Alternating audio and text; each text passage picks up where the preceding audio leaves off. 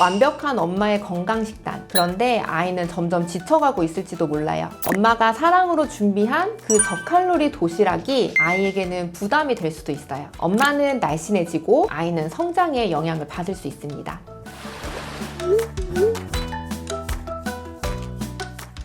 선생님 안녕하세요. 오늘은 어떤 얘기 해주실 건가요? 네, 안녕하세요. 오늘은 엄마들도 관심이 많은 다이어트에 대해서 얘기를 한번 해보려고 하는데요. 요즘에 다들 다이어트에 대해서 관심 많다 보니까 탄수화물은 사실 뭐 안 먹는 게 좋다더라, 단백질이 중요하다더라, 지방도 뭐 이렇다더라 저렇다더라 하는 그런 얘기들 많이 하시잖아요. 그거를 똑같이 아이들한테도 그대로 적용하시는 분들이 있으세요. 엄마의 식단을 그냥 무작정 따라했다가는 오히려 아이 성장에 마이너스가 될 수가 있어요. 이 사실을 잘 모르시는 것 같더라고요. 그 부분에 대해서 자세히 알려드릴 테니까 꼭 끝까지 함께 해주세요. 다이어트 식단 하면 건강 식단? 이런 느낌이 좀 있는데 아이들에게는 나쁠 수도 있네요. 맞아요. 사실 건강식단이라고 하니까 뭐 아이들한테 그대로 주시려고 하시는 분들도 있으시거든요. 오늘은 엄마들의 식단과 아이들의 성장에 대해서 조금 살펴볼 텐데요. 요즘에도 워낙 유행이고 예전부터 얘기가 많았던 탄수화물에 대해서부터 한번 얘기를 해보려고 해요. 일반적으로 다이어트를 하거나 건강에 있어서 탄수화물은 좀 물리쳐야 되는 적처럼 되어 있어요. 흰 빵, 흰 쌀 같은 것들을 먹으면 굉장히 죄 짓는 것 같은 기분이 들고 당을 높이면 안 되고 탄수화물은 무조건 좀 낮추고 피해야 하는 걸로 생각을 많이 하시는데요. 사실 아이들에게는 그렇지 않아요. 성인들은 워낙에 달달한 것도 많이 먹고 커피도 많이 먹고 하다 보니까 그런 단순 당을 좀 피하자는 얘기가 어느 정도 맞을 수 있는데요. 사실 아이들 같은 경우에는 일단은 성장을 해야 되고 체력을 써야 되기 때문에 탄수화물이 실제로 좀 많이 필요해요. 아이들에게는 그만큼의 칼로리를 낼 수 있는 성분들이 필요하고요. 또 뇌가 발달하고 있는 중이기 때문에 뇌 발달에 필수적인 당이 어느 정도는 있어줘야 하거든요. 그래서 아이한테 적절하게 탄수화물을 제공하고 이왕이면 조금 더 좋은 탄수화물을 주는 것은 좋겠지만 탄수화물을 너무 제한하는 것은 권해드리지 않아요.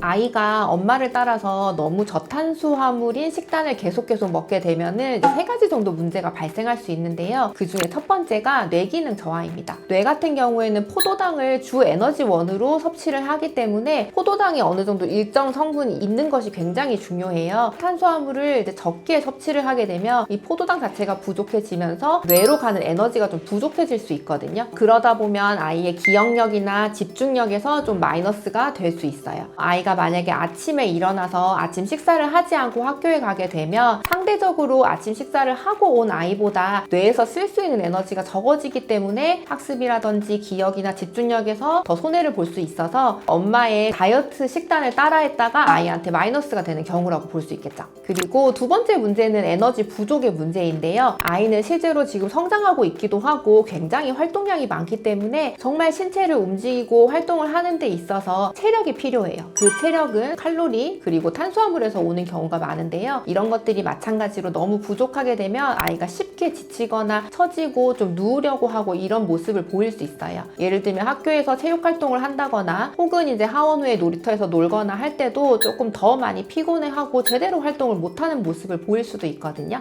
세 번째는 식이섬유 부족으로 인한 장 건강의 악화라고 보실 수 있어요. 아이들이 먹는 이제 여러 가지 음식에서는 탄수화물이 풍부한 뭐 곡물이라든지 감자, 고구마 등등의 사실 식이섬유가 굉장히 풍부하게 들어가 있거든요. 이런 것들도 적절하게 섭취를 해주어야 아이들의 장 운동이 활발해지고 그렇게 되었을 때 아이들이 적절하게 배변 활동도 하고 장 내 환경도 더 건강해지는데요. 너무 탄수화물을 먹지 않게 되면 이런 식이섬유도 부족해지고 그런 유산균들이 먹을 수 있는 먹이도 부족해지기 때문에 장내 건강에도 마이너스가 될 수 있어요. 그런데 여기서 잠깐 또 짚고 넘어가야 될게요. 요즘에 잡곡밥 사실 많이들 먹이시잖아요. 건강에 더 도움이 된다고 생각하시기 때문에요. 특히 요즘에는 이유식 지침에서도 처음에 이제 흰 쌀을 이제 이유식 재료로 쓴 다음에 어느 정도 그것이 소화가 되고 나면 잡곡을 섞는 것을 권하기도 해요. 그래서 잡곡밥을 아이들이 굉장히 이른 시기부터 먹게 되는데요. 굉장히 좋기는 합니다. 당 지수를 높이는 데에도 훨씬 덜 하고 또 다양한 잡곡을 이제 이른 시기에 접하게 됨으로써 알레르기를 유발하는 확률도 좀 낮춰줄 수 있어요. 장점이 있지만 사실 잡곡은 백미에 비해서는 소화가 좀 느리기는 해요. 그것이 이제 어떤 경우에 장점이 되고 어떤 경우에 단점이 되는 건데요. 만약에 우리 아이가 잡곡밥을 먹은 이후로 가스도 많이 차고 배앓이도 좀 잦고 변비나 설사나 이런 식으로 소화기 문제가 좀 발생을 한다고 하면 굳이 잡곡밥을 고집하실 필요는 없어요. 아이가 소화력도 좋고 지금 소화 상태가 괜찮다면 잡곡밥을 먹이시는 건 괜찮지만 그렇지 않은 상태라고 하면 무조건 백미는 나쁘니까 잡곡밥을 먹어야 해는 아니었으면 좋겠어요.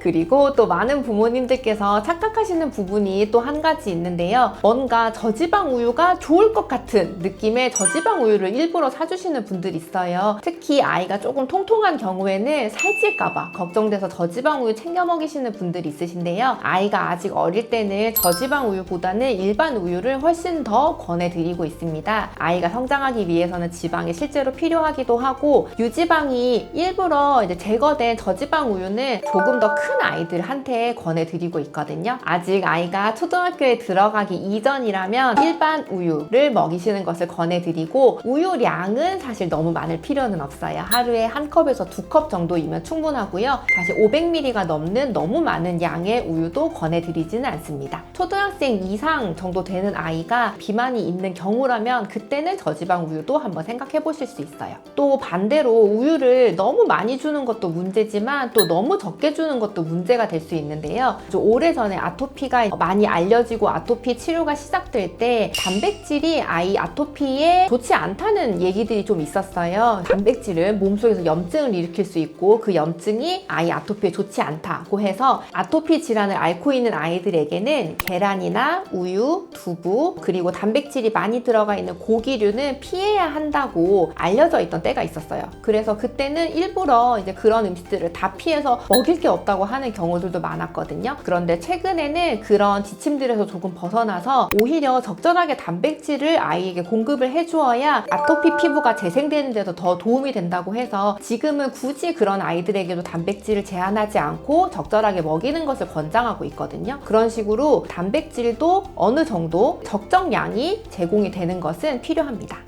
원장님이 생각하셨을 때 엄마들이 가장 쉽게 다이어트를 할 수 있는 방법이 어떤 게 있을까요? 제가 생각하는 가장 좋은 다이어트는 계속 할 수 있는 다이어트여야 한다고 생각해요. 왜냐하면 우리가 맨날 다이어트를 하면 요요 걱정을 하잖아요. 다이어트 열심히 해서 열심히 뺐는데 요요 와서 다 망했다 이런 경우가 너무 많잖아요. 근데 제가 생각했을 때 요요라고 하는 것은 우리가 다이어트를 하는 동안에 극단적으로 칼로리를 제한을 해서 굉장히 적게 먹고 있다가 평소에 먹던 식단으로 다시 돌아오면 그 식단에 맞는 체중으로 돌아가는 거예요. 어떻게 보면 당장 살을 빼는 거에 너무 집중하기보다는 이것을 좀 계속 오랫동안 유지를 하고 싶다면 나중에도 좀 할 수 있는 식단으로 만들어 나가는 게 굉장히 중요하다고 생각하거든요. 그래서 저는 보통 상담을 할 때 식단을 어떻게 해야 되냐고 물어보신다면 평생 이것만 먹고도 하려면 할 수는 있겠다 정도의 생각이 들 정도만 식단을 하라고 말씀드려요. 너무 극단적으로 진짜 하루에 뭐 밥 요만큼만 먹고 막 닭가슴살 한 덩이만 먹고 이런 것은 평생 우리가 할 수가 없잖아요. 평소 먹는 식단에서 양을 조금 줄여본다든지 아침, 점심, 저녁 그대로 먹는데 내가 야식은 한번 끊어보겠다든지 야식을 굳이 꼭 먹고 싶으시면은 저녁 양을 좀 줄이고 밥과 반찬을 먹는 개념으로 뭐 드셔보시라든지 이런 식으로 좀 정말로 할 수 있을 것 같은 식단을 하시라고 말씀을 드리거든요. 그러니까 그런 식단을 하시면 내 음식을 뭘 먹고 아이 음식을 뭘 주지 이런 고민을 사실 할 필요가 없어요. 그냥 집에 있는 걸로 좀 할 수 있는 만큼 자연스럽게 하시는 것이 가장 좋을 것 같습니다.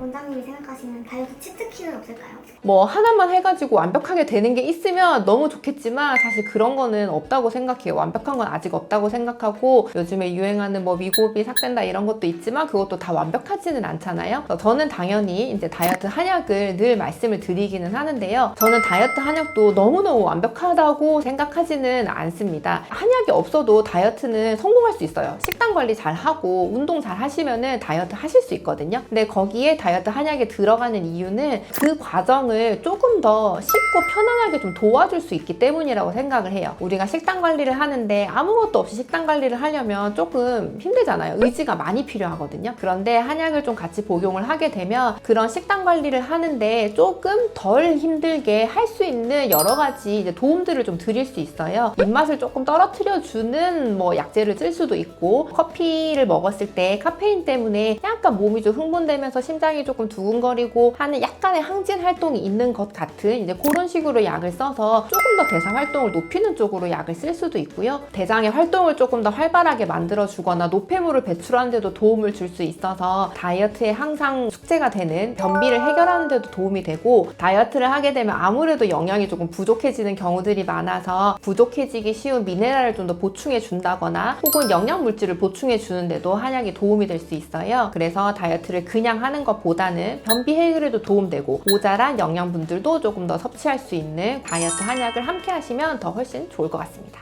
저는 다이어트 한약이 그 다이어트 관리를 하는 동안에 조금 불편하거나 힘든 부분들을 좀 보조를 해주면 훨씬 우리가 길게 유지하는 데 도움을 주거든요. 다이어트 하는데 가장 중요한 건 어떻게 보면 의지와 그걸 얼마나 길게 유지할 수 있느냐이고, 그것을 그냥 아무것도 없이 생으로 할 때보다 다이어트 한약을 복용했을 때 훨씬 길게 끝까지 내가 원하는 만큼 유지할 수 있는 확률이 훨씬 높아진다고 생각해요. 그래서 다이어트 한약이 치트키라고 생각합니다. 엄마들이 다이어트를 하더라도 지나치게 어떤 것을 너무 제한하거나 혹은 어떤 것만 너무 많이 주는 것보다는 아이의 식단을 챙길 때 여러 가지 이제 영양소들을 골고루 균형 있게 주는 것이 가장 중요하다고 보시면 될 것 같습니다. 이렇게 균형 잡힌 식사를 유지하면서 엄마도 조금 더 건강해지고 아이도 성장에 도움이 되는 식단을 함께 관리해 보시면 좋을 것 같아요. 오늘 영상도 도움이 되셨다면 구독과 좋아요, 알림 설정 꼭 해주세요. 감사합니다.